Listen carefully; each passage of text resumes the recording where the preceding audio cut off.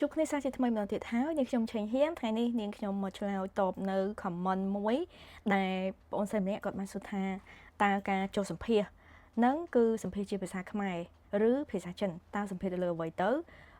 វីដេអូមុនខ្ញុំបង្ហាញអំពីការដំណើរការនៃការធ្វើសម្បត្តិអាពាហ៍ពិពាហ៍ខ្មែរចិនអញ្ចឹងសម្រាប់ការចូលសម្ភាសមិនចាំបាច់បារម្ភទេគឺសម្ភាសជាភាសាខ្មែរចា៎ហើយសម្រាប់បុគ្គលិកដែលគាត់ធ្វើការនៅក្នុងស្ថាប័នក្រសួងហ្នឹងក៏គាត់ជាខ្មែរដែរមិនមែនជា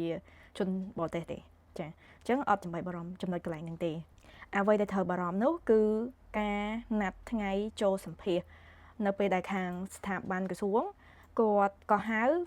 គឺពីអ្នកប្រតិពន្ធត្រូវតែចំណាយពេលវេលាដែលខាងក្រសួងកំណត់ចូលទៅសម្ភាសតាមការណាត់កុំឲ្យខកពេលណាត់តែខកពេលណាត់អាចនឹងលើកទៅវគ្គក្រោយចាវគ្គក្រោយអត់ដឹងថាកន្លះខែឬមួយខែអីទេអញ្ចឹងគឺអាច delay ពេលវេលានៃដំណើរការរត់ឯកសារច្បាប់ការនឹងឯងអញ្ចឹងហេតុអ្វីបានជា case អ្នកខ្លះលឿន case អ្នកខ្លះយូរគឺបញ្ហានៅត្រង់ចំណុចហ្នឹងអ្នកខ្លះចិត្តដល់ថ្ងៃសម្ភាសហើយបែរជាឆ្លោះគ្នាលកម្មលកោអីតិចតួចអញ្ចឹងទៅគាត់អត់ចង់ក្នុងការបន្តចឹងគាត់បាក់មួយរយៈប៉ុន្តែឯកសារគឺនៅខាងក្រសួងឡើយគឺគេរក្សាទុកនៅនឹងដែរអញ្ចឹងគេនឹងកោះហៅម្ដងទៀតបើសិនជាភាគីនឹងអូខេនឹងធ្វើការកោះហៅមកសម្ភាសម្ដងទៀតបើសិនជាការសម្ភាសនឹងបានជោគជ័យទើបអាចឆ្លងផុតអញ្ចឹងសម្រាប់អ្នកដែលគាត់ចង់រត់ឯកសារច្បាប់ការអាចធ្វើការតំណែងមកនេះខ្ញុំបានហើយក្រៅពីរត់ឯកសារច្បាប់ការខាងយើងក៏មានផ្ដល់សេវាដូចជាធ្វើបានបើកបរសម្រាប់ជនបរទេសបដូរថ្មីបើក្នុងករណីគាត់មានបានបើកបរចាស់នៅប្រទេសចិនហើយចង់បដូរមកជាបានបើកបរខ្មែរនៅស្រុកខ្មែរស្នើធ្វើការងារសម្រាប់ជនបរទេសមួយទៀតគឺការបន្តទស្សនកិច្ចស្នាក់នៅក្នុងប្រទេសកម្ពុជាទស្សនកិច្ចដើរលេងទស្សនកិច្ច